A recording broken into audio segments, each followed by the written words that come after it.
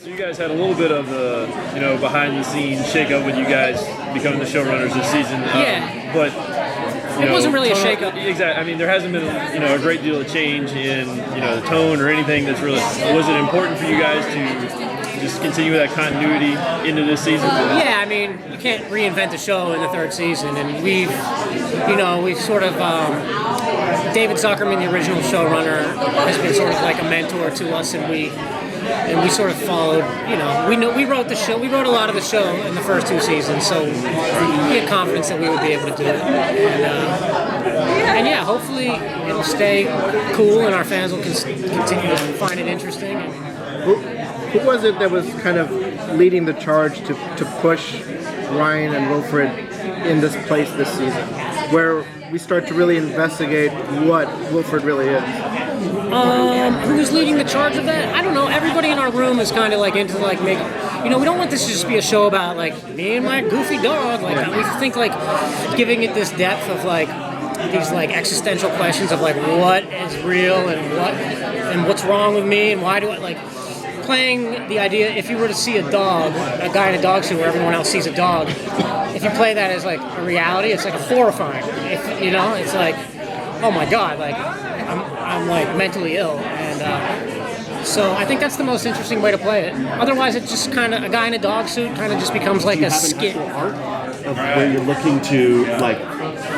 Yeah. If you were going to last 5 seasons, you know where you want it to end. Not specifically, but emotionally. Yeah, emotionally. I think we all do. Yeah. I can't say what that is, but I can't say everyone's on the same page. There's no microphones in front of you.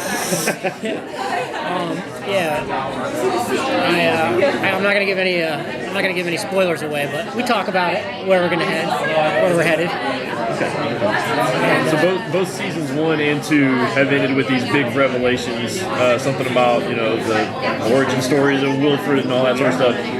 Is that going to be something that continues in not just this season but seasons further? I think that'll always be a question. What is Wilfred? Yeah. Is he like part of Ryan's mind? Is he like a manifestation of Ryan's dark side, or is he a magical creature that's real? And the longer you go without answering that, I mean, we always write it so that both possibilities are true. So we never like. Anytime you start to think one way, we try to buy it back. So it's like we keep them both alive. And I think the minute you answer that question, the show gets boring. So just keep it going as long as possible. But we'll give you an answer if you stick around. We haven't seen Dr. Blum yet, but ultimately, based off of what Lance was able to do for you guys this season, does he become somebody who's potentially a recurring character in the future because he's the first guy to really sit down with Ryan and without Wilfred in the room and start to investigate what it is?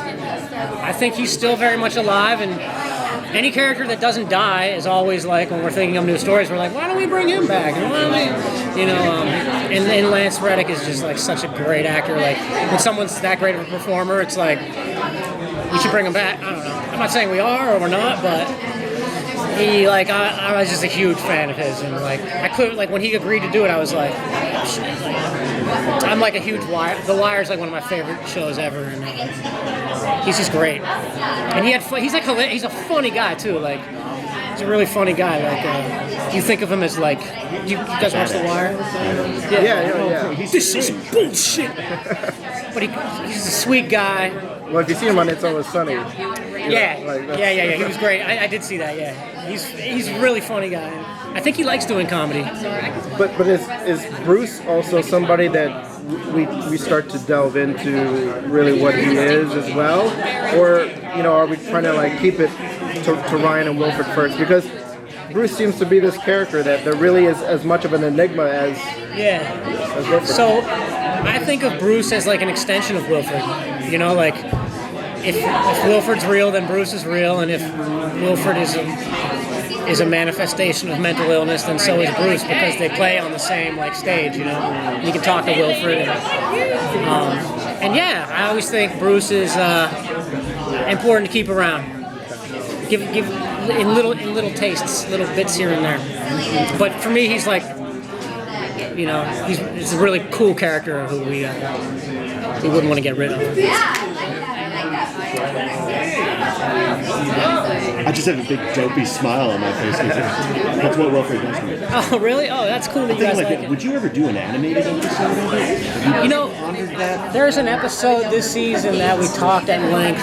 It's episode 6. I won't tell you what happens, but there would have been a reason. There would have been a logical reason to go into a little bit of animation, and we ended up deciding against it. But I don't think we would ever do an animated Like a episode, full episode. but maybe some animated elements of an episode.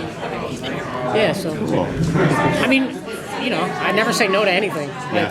Always keep. If it's interesting, it's interesting.